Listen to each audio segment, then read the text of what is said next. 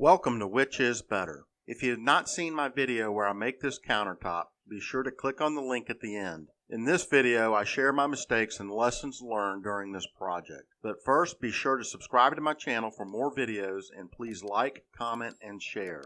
This helps my channel grow so I can bring you more content.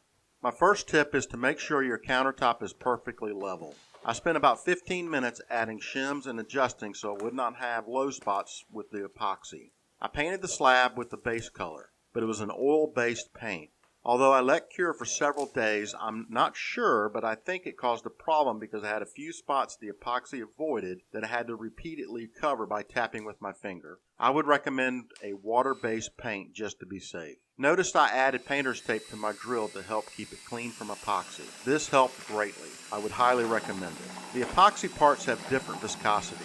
I placed in the sun for a couple of hours to warm the product to make it easier to flow, to add to my mixing container, and so it will mix more thoroughly. The downside is that it poured more quickly than I expected, and I spilled some of the product. No worries though, I used my spatula to collect and put back in the container. I should have added pearl first. I think it would have been less messy and easier to mix.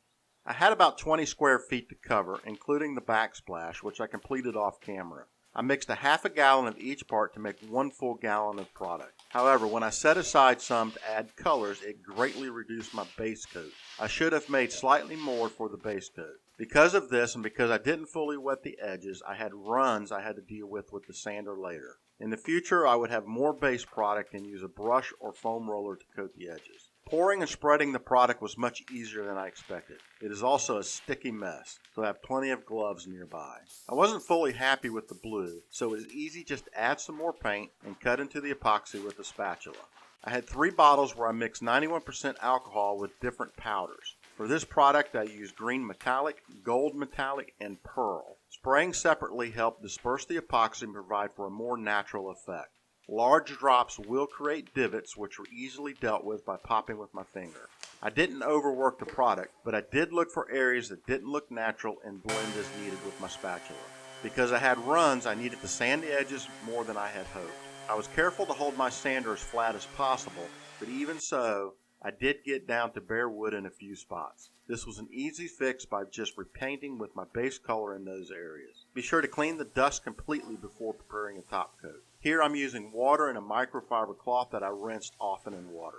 Roberto is an expert at applying decals, so he came in to get the perfect results. He sprayed the area with a mild soap and water solution. This allowed for the decal to be adjusted perfectly and ensure no bubbles formed. He then used a squeegee to push the water out. I had plenty of product for my top coat and I didn't have any issues with the edges. I was sure to look for bubbles and popped using a torch.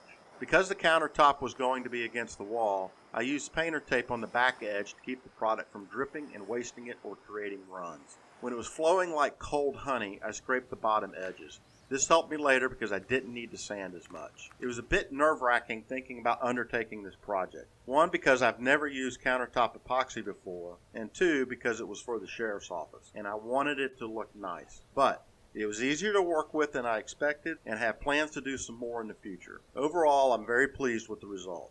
If you worked with countertop epoxy before or you're planning an epoxy project for the first time, please leave a comment below. Be sure to subscribe to my channel, like, and share too. Thank you for watching.